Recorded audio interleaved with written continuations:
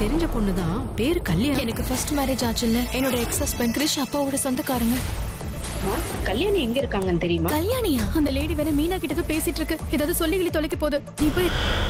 Hi guys, welcome back to Irfan media 2.2. இந்த video என்ன update பார்க்க போகிறோம்னா, சிறடி காசு சீரியலில் ப்ரொமோ வந்திருக்கு. இன்றைக்கி நாளைக்கு என்ன நடக்க போகிறோம் பார்த்துடலாம்.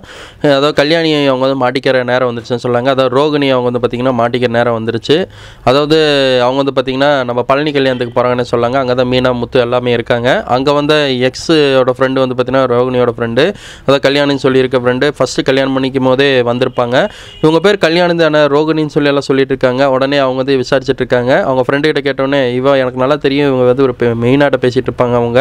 அதான் கல்யாணிங்கிறது யாரோ பார்த்தீங்களா, கல்யாணியா யார் அப்படின்னு சொல்லி கேட்டுட்டு இருக்கும்போது அவட்ட போய் ஏதோ ஒன்று சொல்லு அப்படின்னு சொல்லி ரோகிணி அவங்க ஃப்ரெண்டு கிட்ட சொல்லிட்டு இருக்காங்க.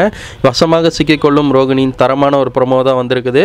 உண்மையாக ரோகிணி அவங்க மாட்டிக்குவாங்களா இல்லை இதுலேருந்து எஸ்கேப் ஆயிடுவாங்களான்னு உங்களோட கருத்துக்கு நீ போய் கமெண்ட்டில் பதிவிடுங்க. கல்யாணியாக வந்து வளம் வருவாங்களா இனிமேல், இல்லை ரோகிணியாக வரப்போகிறாங்களான்னு வெயிட் பண்ணி தான் பார்க்கணும்.